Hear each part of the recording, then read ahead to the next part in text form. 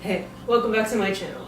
Today I thought I'd try to make Toshikoshi Soba for the first time. Toshikoshi Soba is a dish that's eaten on New Year's Eve, and it's meant to celebrate the new year and a long life ahead of you by eating soba or buckwheat noodles. I want to do some international and cultural things, and why not do it through something that brings us all together?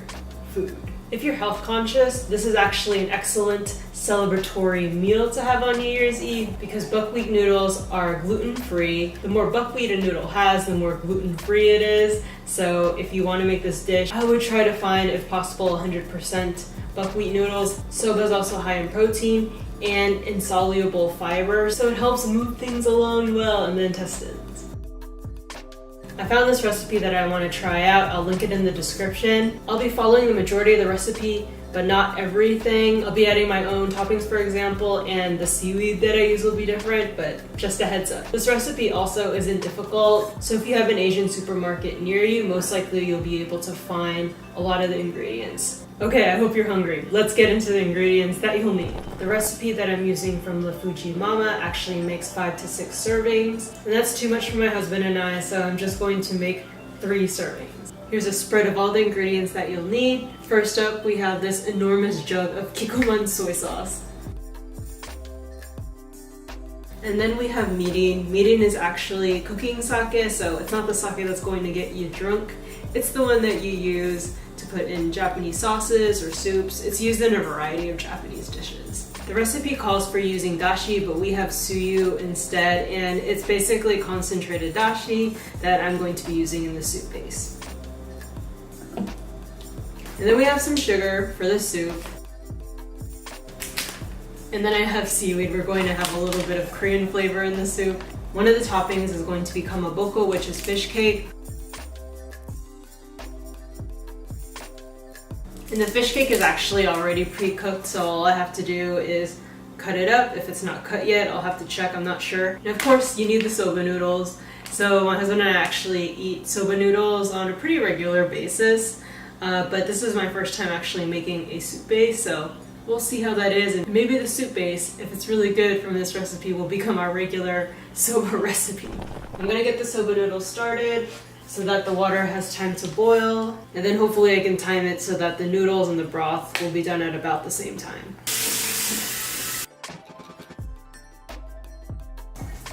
I filled the pot up to about 1/3 full. I'll have 1 serving for myself and 1 serving for my husband, so I'll be using 2 bundles of these soba noodles once the water is boiled. The recipe calls for 6 cups of dashi, but tsuyu is much more concentrated than dashi. I'm going to try a little less than half a cup, and I'll add more as I go if it's not strong enough. So that's what we're gonna do. I'm taking a measuring cup. I have a little less than half a cup of tsuyu to pour into my pot.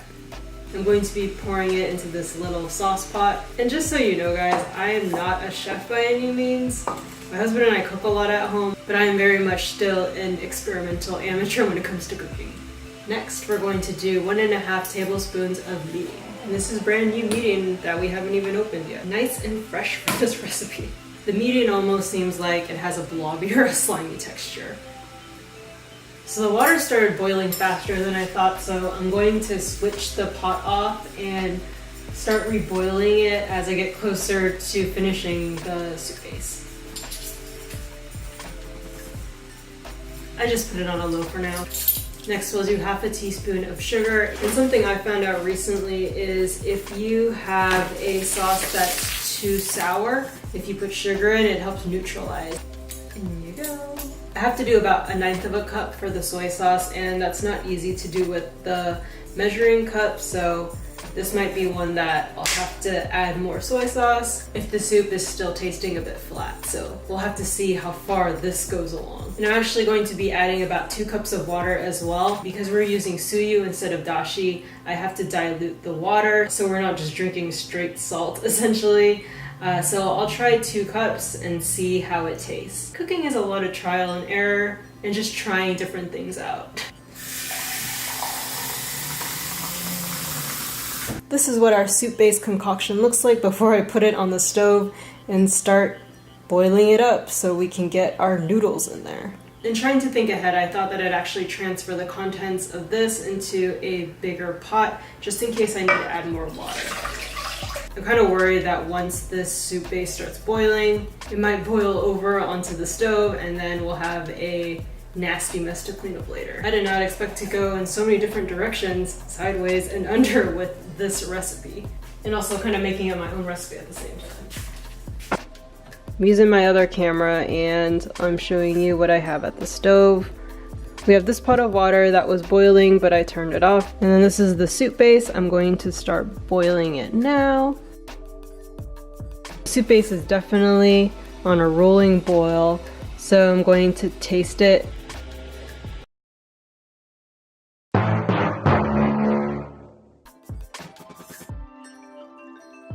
So I'm a genius, guys. I was not supposed to put the soy sauce in until the soup-based mixture from all the other ingredients had come to a boil. We'll see how it tastes. I'll have my husband taste it. He's got the Japanese blood, so if he thinks it tastes bad, then I really F this up royally. Read the directions and not just the ingredients thoroughly of what you need to do next, instead of just assuming things. Figured I'd try again because I have enough of all the ingredients to go around. So I'm gonna do a cup of suyu, maybe a little less because this is concentrated, and I'm going to pour that into this pot, and then we're going to take the meeting and do 1.5 tablespoons. And I'm going to do 1/2 teaspoon of sugar. I'm going to do about 2 1/4 cups of water to dilute that cereal. Actually, let's do 1/3. And then this time we're not going to make the major mistake of putting soy sauce into the mixture. I have to bring all these ingredients to a boil and then turn down the heat to a low simmer and slowly flavor with soy sauce. Following the directions this time. Okay, back to boiling the water for the soba. I've just turned the heat up again. I'll turn it up a little bit more. And we're supposed to toss the soba in and cook about 5 minutes, stirring occasionally. Now that we're at a rolling boil, I'm going to add 2 of the bundles of soba so we can get the noodles ready.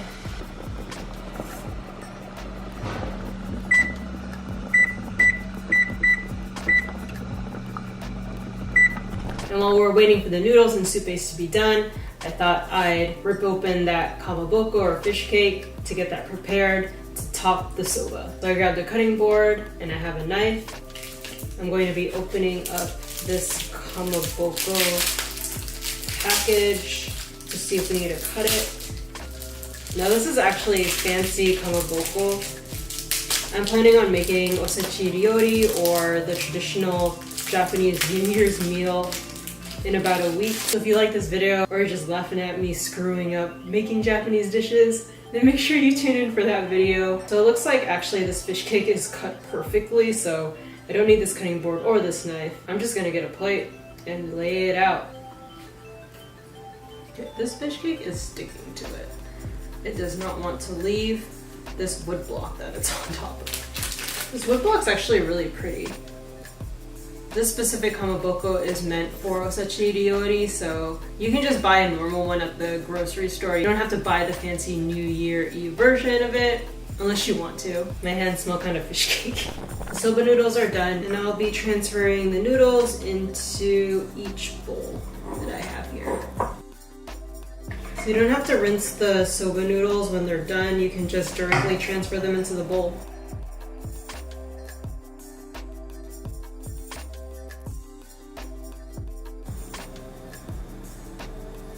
I'm waiting for this to come to a boil, and then I will add the soy sauce once it's simmering. This is the sad base that I messed up on.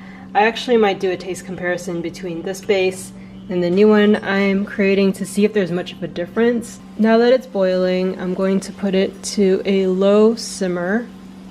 And I'm going to be pouring in as close to 1/9 cup as I can get. It's not easy, so I'm going to be eyeballing it for the most part.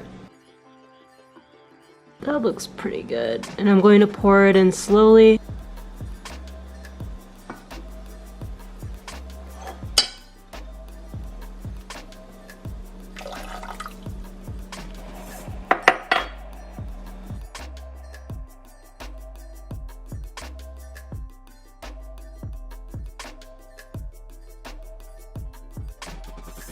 The soup base is finished. So I'm going to be pouring in the soup into both of these bowls. Trying to make the noodles alive. I'm going to place 2 fish cake in each bowl. The finishing touch, I'm going to take pieces of seaweed and just kind of tear them apart on top.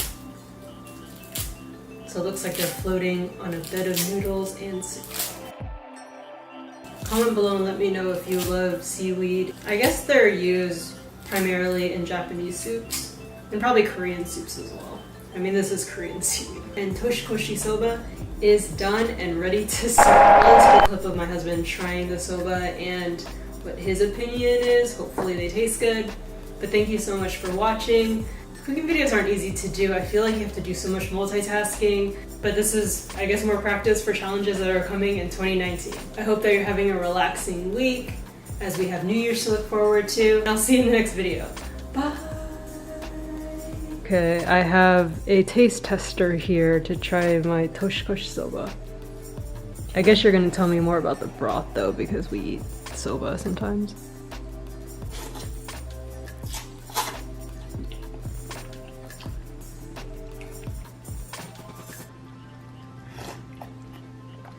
Tastes great. How's the broth? Is it heavy or is it right? It's not heavy. I think it's more the Kanto style where the taste is stronger than Kansai. Oh, I It's see. like a lighter broth, but yeah, this is more what you expect in Tokyo. A little bit sweet. Oh, okay. Probably had mirin. Yeah, there's a meeting. Now I'm going to try the soba and see how it tastes. Yeah, the sauce is a bit more sweet, but I feel like it has more flavor or texture than like normal soup base. That you just kind of mix sauces together.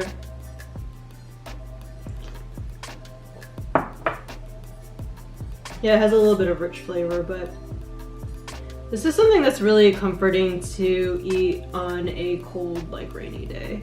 We tried the broth that I messed up on, and to me it tasted like boiled fish. Didn't have any sweetness and unpleasant, in my opinion. Oh, you thought it was a little salty? Yeah. Yeah, it was kind of flat in flavor.